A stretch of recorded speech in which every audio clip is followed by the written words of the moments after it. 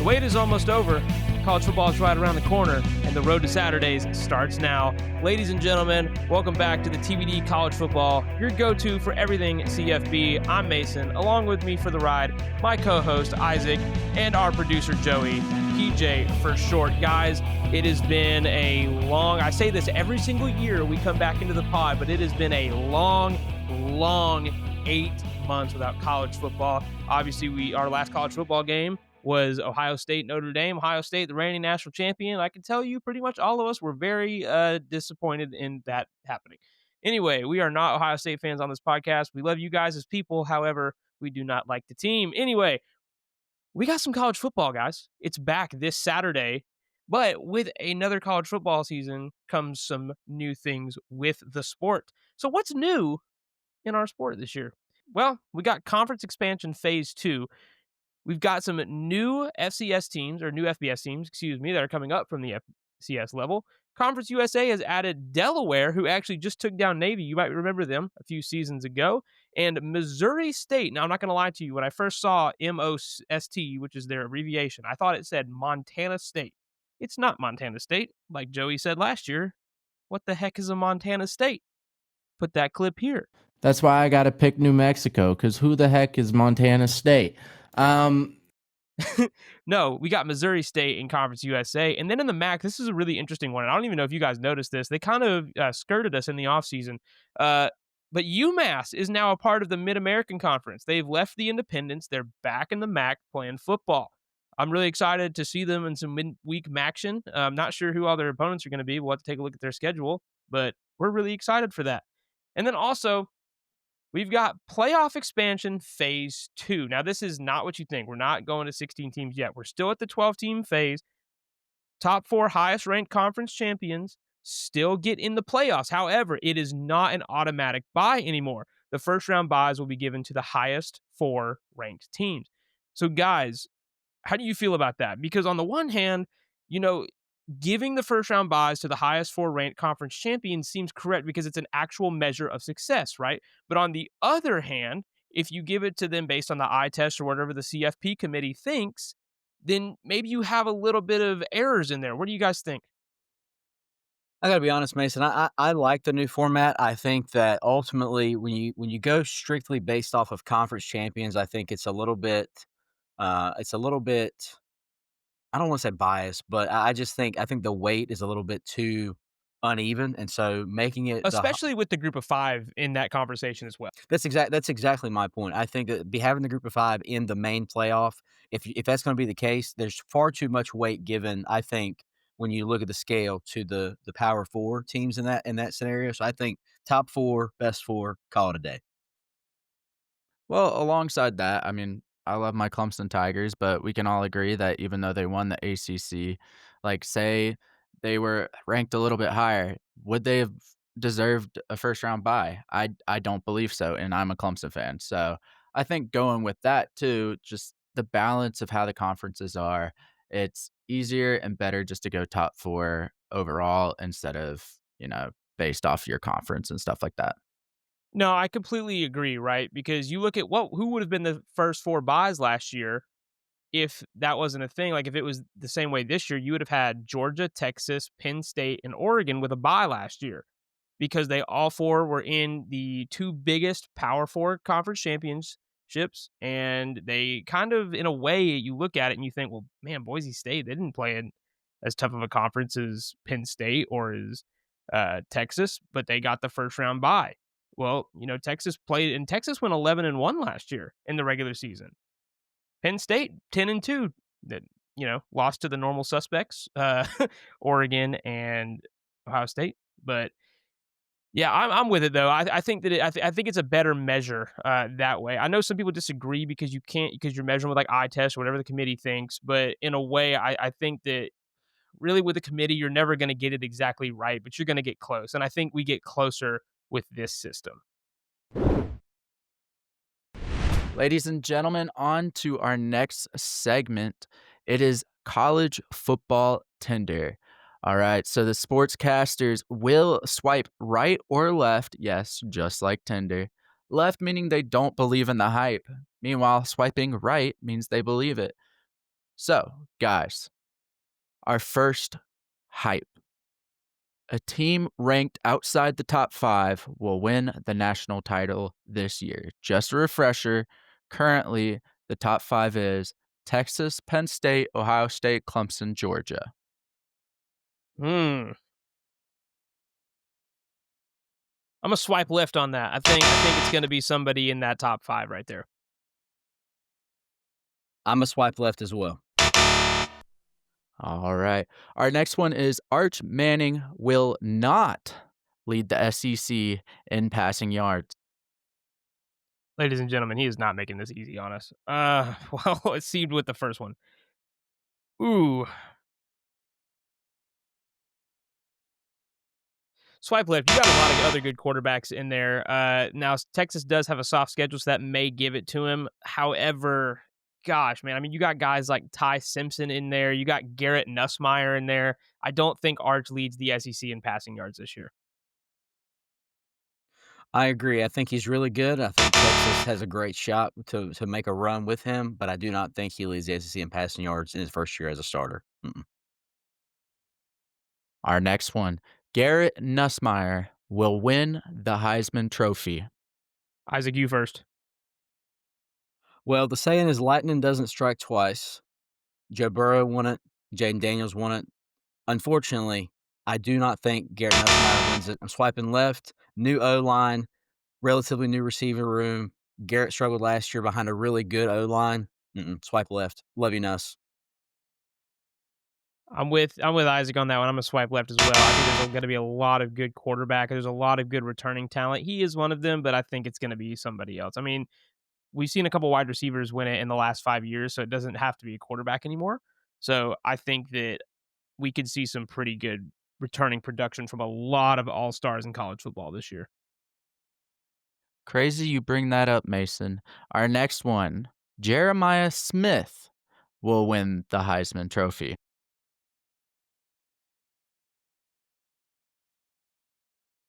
Swipe right, man. I think that he definitely has the ability to win it. I mean, I don't think that's like an official pick for Heisman, obviously, but it's like Jeremiah Smith is one of the hottest wide receivers right now in the country. Some argue Ryan Williams from Bama, but no, that man, he is fast, he is elusive, and he will run your cornerback down like nobody's business. So yeah, give me swipe right on that one. I probably should hope this happens because it means he had a great season. I've got him on my fantasy team. But I'm swiping left because I don't think that a guy who's not a quarterback is gonna win the Heisman this season. I think that Devontae Smith was kind of an outlier a few years ago. If there was anybody to do it, it would be Jeremiah Smith, but I'm swiping left on that one for this year. There's a lot of talent going into this season. Our next one, Clemson's offense will be the most explosive overall this season. This one, this one's fun. It's not week 1 yet, so I can't go there, but I think that I'm gonna swipe left. I think Clemson has the opportunity to have a great offense because let's be honest, they're in the Atlantic Coast Conference, but I don't think they'll have the most explosive. No, I'm swiping left on that one. Yeah, I'm right there with Isaac. I'm gonna swipe left on that one. I mean, I definitely think that they have the opportunity, and if they're going to do it, the way Clemson has looked in this cycle, every couple years they have a team that was really young when they got, obviously when they got, pulled into the program, but they develop really well, and they do that really well every 4 years. And so this we're on a year where it seems like Clemson's returning production really could be one of the highest it is. I'm really high on quarterback Cade Klubnik. I think they are going to be one of the explosive offenses in college football this year. I just don't think that they're going to be the most explosive offense in the country. I mean, because you've also got to contend with offenses like Bama, who have Ryan Williams, and offenses like Ohio State, who still have all their production pretty much from last year. So yeah. Our last one, the national championship will be SEC versus SEC. As awesome as that would be, I'm going no. I don't think so. I think there's a lot of weight in the SEC this year. You got Garrett Nussmeier coming back to LSU. You've got a new quarterback and almost new offense in Alabama. Arch Manning under center in Texas. There's a lot of weight there, but I do not think that it'll be all SEC. It would be cool, but I'm swiping left. I'm going to ask you guys a question before I answer. Do you guys know when the last national championship was that featured an SEC versus an SEC team, and who were those teams? I think it was LSU Bama 2011? No. My guess is LSU Bama, but I don't think so. No, you're way off. It's 2021 Georgia versus Alabama when the Dogs took down Alabama for the national championship. Yeah, it's a lot sooner than that. And you also had 2018 when the same thing happened. But no, yeah, I'm gonna swipe left on that as well. The SEC has had a down year a couple years, especially with NIL being in the transfer portal being what it is, and the game being a lot more fair. Let's just call it what it is. But I don't see two SEC teams making it that far. Like Isaac said, it would be awesome. I just don't see it happening. Talent is really spread out amongst the SEC this year. You have Florida, who could be sneaky good. South Carolina is easing their way up. Um, it's going to be a competitive year this year.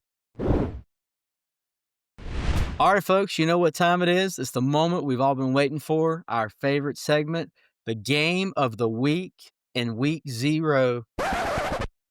Real quick, why do they call it week 0? Well, because it's not week 1. Okay. All right. Fair enough. All right. So this week, we've got a really fun one. We've got 22nd ranked Iowa State coming off a 10-win season, taking on 17th ranked Kansas State in the Aer Lingus College Football Classic in Dublin, Ireland. Kickoff is at 12 p.m. Eastern on Saturday. And I have to say, I thought this game, the Aer Lingus game this year, was UNC versus TCU, because I looked up UNC's first game, and I was a year It early. is, yep, in 2026. I was just gonna say, I'll take it over there. This one is tight. It's spread is KSU -3. You're talking about two teams, one that just came off a 10-2 season, won their bowl game against Miami. Now, to be fair, that was after Cam Ward exited in the second half, however, but was also the runner-up in the Big 12, and a team who looked like they really were going to go win the Big 12 and is actually favored to win the Big 12 this year.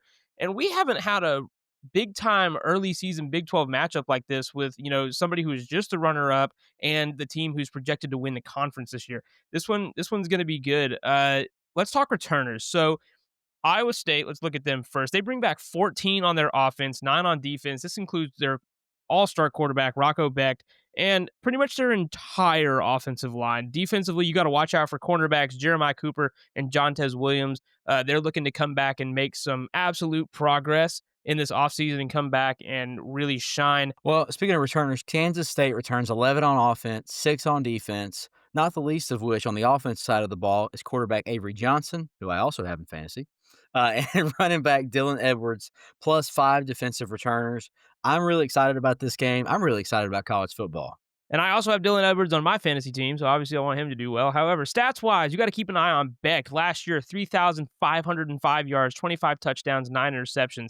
Johnson's numbers were right there, too, 2,712 yards, 25 touchdowns, 10 interceptions. So obviously Beck got him on the yards and the less interceptions. But the thing about Avery Johnson is you look at him last year, and he looked like he was going to have this really productive year. He goes up against BYU. They get creamed like 38-9. He's just young. So I think obviously this offseason was going to be good for him. And I think coming into this season is going to be big time for him. All right. Enough with the numbers. Who are we taking? Well, right off the bat, I've got to say that it's just stood out to me. There's an 800-yard difference between the quarterbacks last season, but the numbers on touchdowns and interceptions are identical, almost within one on the interception side, favor Becht. With that said, K-State's favored by 3. It's in Ireland. I'm going to take the Wildcats. I think that K-State had a really good year last year. I think they come out strong. Edwards is a solid running back. Avery Johnson, it was really good under center. I'm going to go with K-State on Saturday in Ireland against Iowa State. Man, this one, it's funny, though. This is not going to be the toughest pick we make this week. You guys will see later. But man, it's really hard to pick against Kansas State. You got running back Dylan Edwards and quarterback, like you said, Avery Johnson, but two guys who did really good work this offseason, looking to improve, looking to take their team back to the Big 12 title game. Haven't won it since 2022 against TCU in their great year. So I guess, yeah, with that being said, I'm definitely going to have to take Iowa State here. Going to start the season off with an Uno reverse card on you guys. Yeah, I'm going to take the proven quarterback Rocco Becht and his extremely veteran offensive line who's going to be able to protect him against this Kansas State defense. I think that you cannot count Matt Campbell out. Matt Campbell is a great head coach. He's going to have his guys ready. I trust them. Give me the Cyclones. Almost forgot their mascot. The Cyclones in this game in Dublin. And guys, just real quick before Joey makes his official pick too, this game actually the past couple of years has been fun. Last year or like the first year I really remember us talking about it was when it was like Northwestern versus Nebraska or something like that, and it was a back and forth game. That one was fun. And then you had Navy and Notre Dame, and obviously Notre Dame obliterated them in their kind of hometown, if you will. And then, last year we get, the crazy barn burner matchup with Florida State, who ended up sucking, and Georgia Tech. So I'm excited about this game. This one's going to be fun. But Joey, yeah, give us your pick, buddy. I mean, I gotta go with Rocco Beck and the Iowa State Cyclones. I mean, 14 returning on offense. Now, granted, they did lose two of their star receivers from last season, but I mean, experienced quarterback, more returning on the offense. I just like Iowa State better. All right, moving on. Our next game is going to be Fresno State at Kansas at 6:30 p.m. on Saturday night. This one should be a fun one. Kansas is actually favored by 12, a pretty heavy line for a week one matchup, even for Kansas. Fresno State's trying to pull a fast one over the Jayhawks. Fresno's always been pretty scrappy, but Kansas has looked solid recently, and especially last season with Jalen Daniels, even with his health being up and down. Last year, he threw for 2,454 yards, 14 touchdowns, 12 interceptions. And Fresno's, you got to think about this. He's back. They're back with quarterback Mike Keene. He threw for 2,892 yards, 18 touchdowns, and 11 interceptions last year. Now, obviously, this is the group of five, but this one could be closer than the spread shows. Kansas, obviously, they still have a decent squad, but man, I think Fresno State, they're just scrappy. They could come in here looking for a win. This is not my official pick, obviously, but I think that this one's going to be a lot closer than we think. But does decent cut it? This Mm-hmm. could be sneaky tight. Who y'all got? Picking the upsets. Give me Fresno State to go to the Jayhawks to rock chalk and pull, like Isaac said, pull a fast one on them. Only because you saw last season another group of five team, UNLV, came in there and won against Kansas last year. I think that this Mountain West group of five team, that I think these group of five teams from the Mountain West, they really like to beat up on Kansas. So give me Fresno State. I just don't like the line. I'll say this. I think UNLV was a good team last year. They did get a win over Kansas. I am going to take the Jayhawks on Saturday in this one, but I'm going to take Fresno to cover the spread. I think that it'll probably close out somewhere closer to probably 14, like 2 touchdowns. I do not think that Kansas covers a 2-touchdown spread, let alone 12, but I do think they get the win on Saturday. And I finally, Joey, what do you think, buddy? I can never pick against my Kansas Jayhawks until today. I'm gonna go with Fresno State.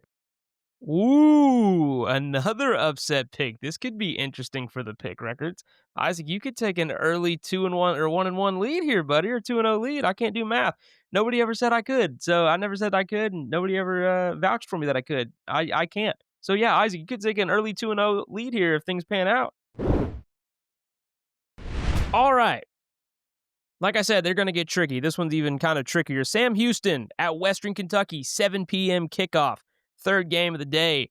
Spread is Western Kentucky -10. This is where it gets kind of hairy. Both teams returning less than 40% of their rosters from last year. Sam Houston, they're going to keep their starting quarterback, Hunter Watson, but most of their defense is pretty much gone. Yeah, and it's hard to gauge who's really got the edge here. I mean, it could be a shootout or it could be an absolute disaster. I really think this could be a fun game. Don't know anything about these two teams except for what y'all said. So, who y'all got? Man, honestly, I have no clue. Given the statistics we just talked about with the roster turnover, I don't even know why either team would be favored by 10. With that being said, I am going to go with Sam Houston to win on Saturday at Western Kentucky. I think that at least having a returning quarterback means a lot, especially when you retain your coaching staff and you have a little bit of consistency there. I'm going to go with Sam Houston. I don't love the pick, but I don't know enough about him to say otherwise. So give me Sam Houston State on Saturday night. Yeah, I'm right there with you, Isaac. I'm not really sure who to pick either. I mean, I look at the spread and I'm like, how is one team that lost almost 40% of their roster favored by 10? This should be a way closer game. However, I am going to trust Vegas on this one. I'm going to pick the Hilltoppers of Western Kentucky this week. Give me WKU to take down Sam Houston and the Bearcats this week. Sam Houston State, rather, and the Bearcats. Joey, what say you, my Y friend? you know, I'm honestly gonna go with Sam Houston. I'm gonna go for the Texas team here. Um, Very much could be wrong, though. I think that Sam Houston not having the home field advantage. They do have that quarterback from last year, Hunter Watson, that's going to come back, but I don't know. Something in my gut is just telling me to pick Western Kentucky, so that's where I'm at. So, like I said, it's going to get harder. So here's a matchup that I never thought we'd have. Stanford versus Hawaii at 7:30 p.m. Eastern Standard Time. However, why I thought I would never have it is because Hawaii is favored currently by 2.5 points over a Power Four ACC program. Stanford, though, I guess this makes sense. They're coming off a fourth straight 3-9 season. Defensively, last year they were historically basically piss poor. Nearly 300 yards passing allowed per game, worst in the league in points allowed. Mm. Mm-mm-mm. Yeah, and I mean, and preseason projections are brutal and they're not always accurate, but the All Coast Conference media poll has them finishing last, and a lot of analysts say the program needs a complete rebuild. Yeah, Hawaii, on the other hand, they're very excited about their redshirt freshman quarterback, Micah Alejado. I hope I'm saying that correct. He obviously impressed late in 2024. He's key to their run and shoot offense, which they love to run. The defense, they're looking better too, especially the secondary and linebackers. Though the D line has had some turnover issues, I think they're going to be able to fix those. Uh, but yeah, this is a very strange game. I mean, I love that it's at Hawaii. Hawaii's going to get the home field advantage. They got a big time program coming to their team, historic program in the college football history. Not really recently, except for their somehow they won against Colorado and managed to not go 2-10 last year, and with a historic like 28-point comeback, mind you. But either way, this could be a historic win for Hawaii. Isaac, what say you? No disrespect, but it was Colorado. You know, I mean, they retired. Whoa. I What mean, you mean listen, though? What you mean all, though? all I'm saying is they retired a couple of numbers for players who shall remain nameless after, you know, not even Going making. make it to the 5th round of the draft? Yeah, they went a combined. They want to combine like 8 games over the course of 2 years, 10 games. I don't know, not enough in one season to warrant that as it is. I'm gonna go with the Rainbow Warriors. A little bit of bias because I'm going to Hawaii here in a couple of weeks, but I like Hawaii in this one. Stanford's been really bad. They shouldn't be in the ACC. There's also that. Yeah, give me Hawaii on Saturday night in Honolulu. And I'm going to be right there with you, Isaac. I'm wasting no time picking Hawaii. It's not that difficult. I think that Stanford and their program, they are really kind of in some trouble. It's almost like they've been given the death penalty. They're trying to rebuild a program that had a lot of people leave on their fourth 3-9 season, not having a lot of production, not having a lot of good things to look forward to. So I think that, with a fired up redshirt freshman like that who's coming in to play quarterback, who has been getting hyped up. He's very confident. He's got the playmakers around him to run that run and shoot offense they love to run. So yeah, give me Hawaii. And Joey, last pick of the night. Me and Isaac picking Hawaii. Who you got, buddy? I can't believe y'all got me picking against my ACC fellow, but Stanford is not good. I'm But they're going with not Hawaii. really. I don't know how you guys feel, but like for me, like as an SEC fan, like it's still hard for me to wrap my mind around the fact that like SEC includes Texas and Oklahoma now. Uh, But also, like, I don't, Joey, how do you feel like including a team like Stanford and or Cal, like that's on the complete opposite side? Because a lot of these conferences, obviously, they were made for their geographic locations. So to go pull two teams from the other side of the country, it's like what? I mean, you also have Texas, a school in Texas with SMU. So, At least and that's also, closer, though. but also too, the SEC has Texas and Oklahoma. Would you consider that Southeastern?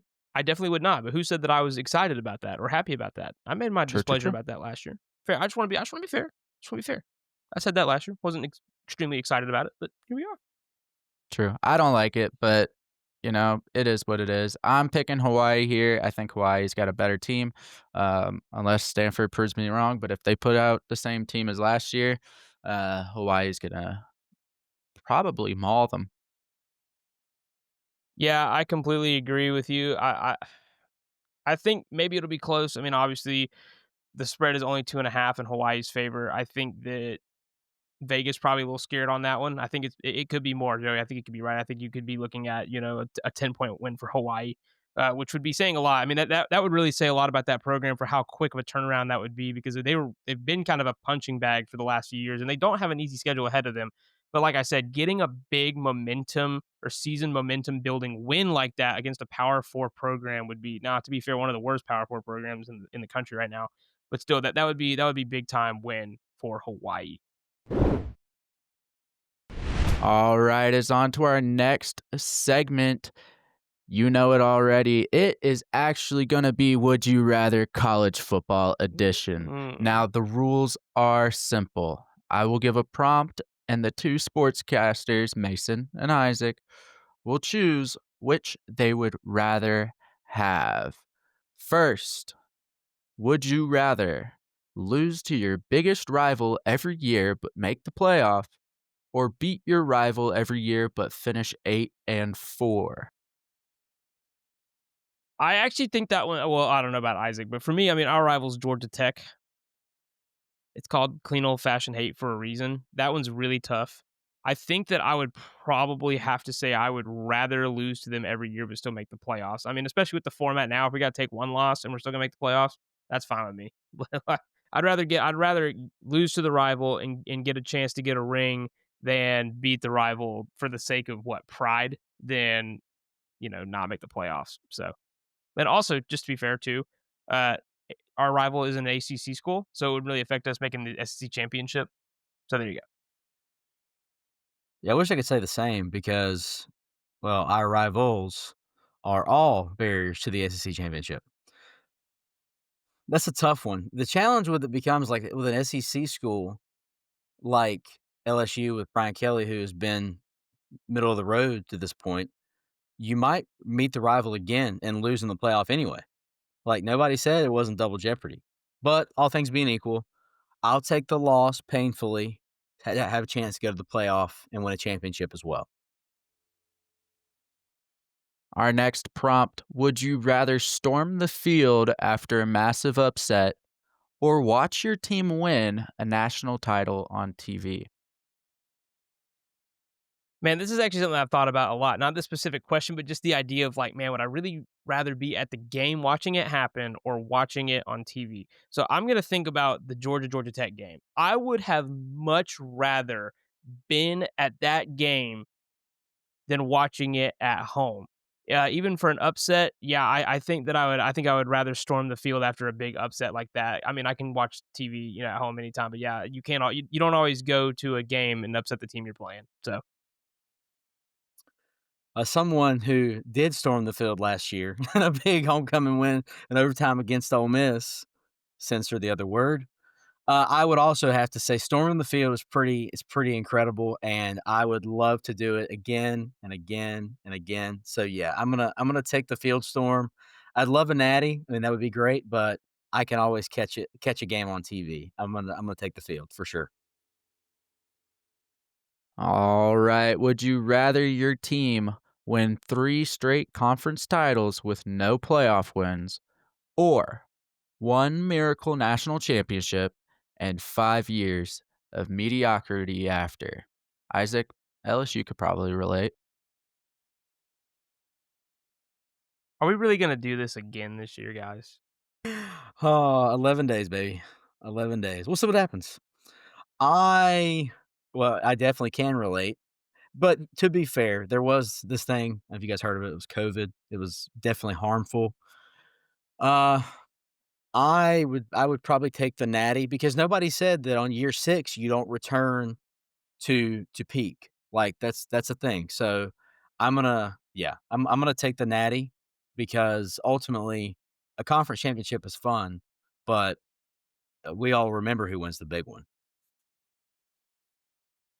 Yeah, I hate losing, so I'm gonna take the conference championship every year. Yeah, like I mean, like I said, like it would kind of be. I mean, it'd be nice to win, but hey, no, I don't want to win a national championship every 5 years and then have to suffer through like 4 years of mediocrity like Clemson does. So yeah, no thanks.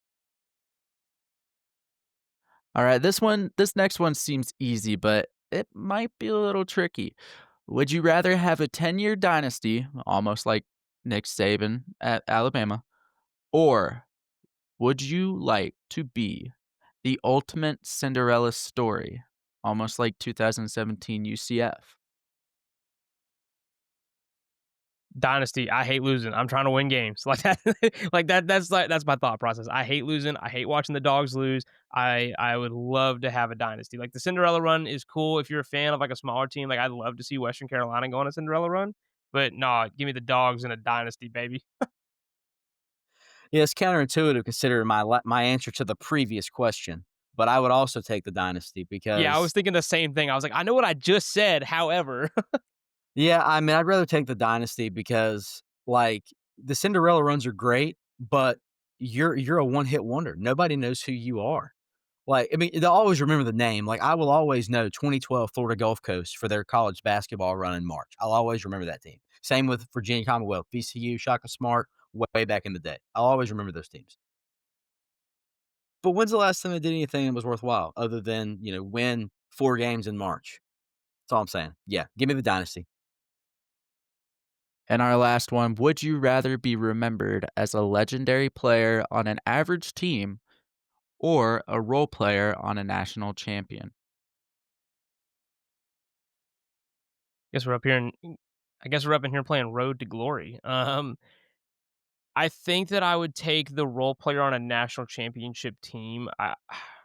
That's really tough because on the one hand, obviously you can like prove, how good you are, like make it to the NFL. But yeah, being a role player and getting that national championship, I think that it would depend. Like if you're trying to get to the NFL, if I'm trying to get to the NFL, then I'd probably choose the role player because you see guys from small colleges get drafted all the time that you've never really heard of.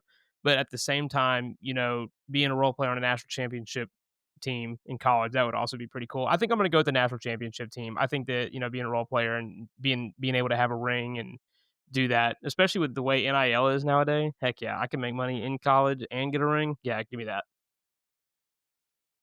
At first thought, I didn't even consider NIL, but I always love this question because it's like, do I want glory or do I want trophy cases at my alma mater?